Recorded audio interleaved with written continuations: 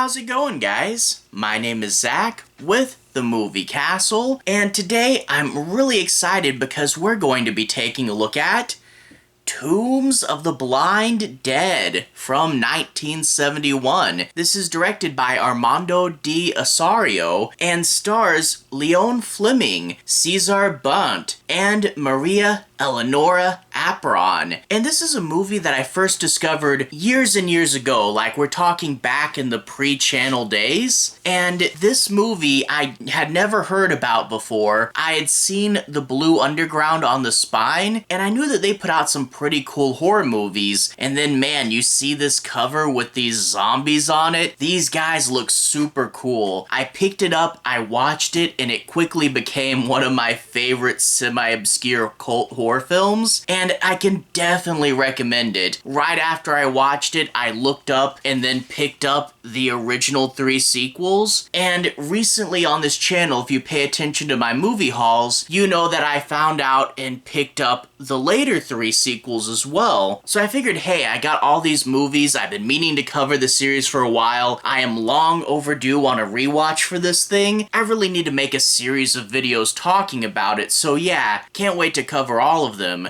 But why is Tombs of the Blind Dead so cool? And that really is the atmosphere of this movie. This movie has such a cool feeling behind it. You're trapped in this Spanish abbey in the middle of nowhere, and it's like all crumbling and decaying. It looks like an old castle, and you can feel the broken rock. It's so captured in the cinematography. And then the Blind Dead come out, and the Blind Dead are super cool as well. They're night zombies. That's super cool, but they're also so old and decrepit. The design on these things is amazing. They're worn away so much that they're basically skeletons. Because they're knights, they got on a bunch of super cool gear, and then they're reaching out like through a window or something with their tiny little skeleton hands. And plus, they're slow zombies. If you guys like slow zombies, these are the kings of slow zombies. They're blind, so they have to kind of stumble around, but you think you've avoided one, and then all of a sudden another one will pop up from somewhere else, and before you know it, they have you surrounded. It's super intense. There's a bunch of fun stuff like them rising from their graves. I love it when zombies rise from their graves. These modern science zombies hardly ever do that, but zombies making their gravestone shake and then moving aside their coffin lids and coming out to get you, that's so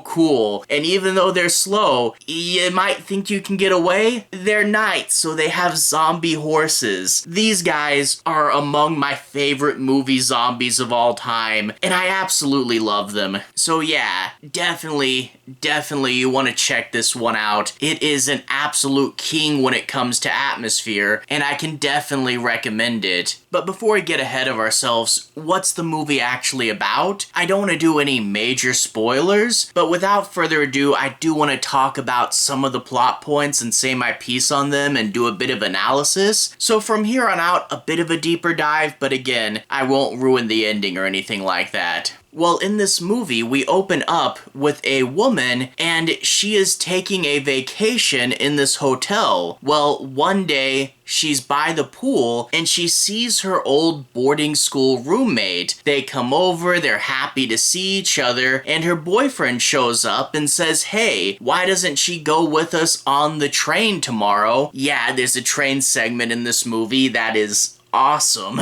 And the main girl makes a strange request. She can come, but only if she can find a date. Well, that seems a little weird. She gets to the train the next day. Turns out her date bailed on her, but our main character's boyfriend says, oh, don't worry about that, come along with us anyway. They're on the train and we can sense some sort of awkward tension, but we don't really know what it is. And at first it seems that the old roommate and her current boyfriend are clicking a little too well. Maybe she's worried that she's going to steal him, and after we think that for a little while, we're eventually given the truth. It turns out these two have had a moment a bit ago and were a little more than roommates. They had a secret love affair. And now she's in this strange place where her former girlfriend showed up out of the blue, and now it seems like maybe she's going to steal her current boyfriend. Talk about a fully accurate love triangle there. Well, she decides that she just wants to bail on the situation. The train conductor says there's no stops until the end of the line, but she looks out the window and sees an old city and thinks, I'll get off now, and jumps off the train with her bags. And yeah, we get this shot of her running away as the train speeds off and the two of them are on the back like, hey, come back! Well, after that, she gets to the small town and sees that it's actually an old deserted abbey. As I said earlier, this set is absolutely amazing. Real location, and it looks so great on film. I love this set. It is so super cool. It's like a little maze with all these pathways and so run down, and there's little rocks everywhere, and there's old wooden doors that creak and you put the big board on them. It's just absolutely classic. It's an abbey, not a castle, but it has that old castle feel. It's pretty cool. Well, she starts to set up a little camp there. She's gonna spend the night. But of course, you know what happens at night, right? The dead rise from their graves. We get an absolutely classic grade A gold star chase sequence the first time this girl meets the blind dead, and it is just so cool from start to finish, and honestly, perfect. It's so amazing. I cannot recommend this sequence enough. But after that, of course, she doesn't come home the next day. The old roommate and the boyfriend are worried, hey, where did this girl go? We need to find her. And whenever they mention the name of the city where she abandoned them at, well, that name causes the locals to freeze up in fear. Oh, you shouldn't go down there. So we get a bit of a legend building up and a little bit of a mystery. And I will say the movie's weakest part is this middle bit, because I mean, we as an audience already know about the blind dead and we kind of know what happened there, so it's not really a mystery that we have to solve, but the characters have to solve it. And when we get the blind dead's origin story, it is pretty cool, but that being said, it's not super deep or super twisty, so this whole middle section, it's as good as any other European horror movie, but we had such a cool segment that it does feel like we're in a little bit of a lull, and we're just like, come on, let's get back to the blind dead, let's go back to the abbey. So the first and third acts of this movie are better, but the middle sequence does have its moments. In particular, you do have cool scenes at a morgue and a mannequin factory. That's pretty fun. But even though it does slow down in the middle, it still has absolutely classic moments, great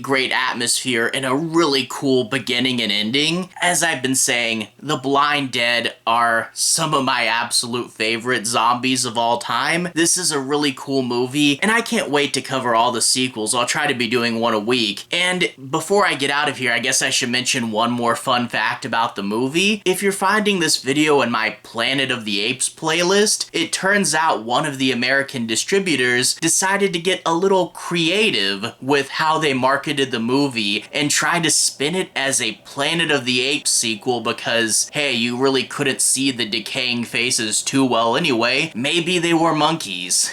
Yeah, that's a really weird advertising technique, but tell me, if this was a Planet of the Apes movie, how high would you rank it? It's definitely one of my favorite Planet of the Apes movies, but whatever. Anyway though, to everyone who's watched so far, thank you for watching. To everyone who's liked and subscribed, thank you. You really are helping the channel out. I'll leave a relevant playlist on the bottom. This should be my zombie movies playlist. If you guys want to see me talk about more movies kind of like this, you can see those there. Anyway, have a good day. See you guys again very soon. Playlist here. Have a good day now.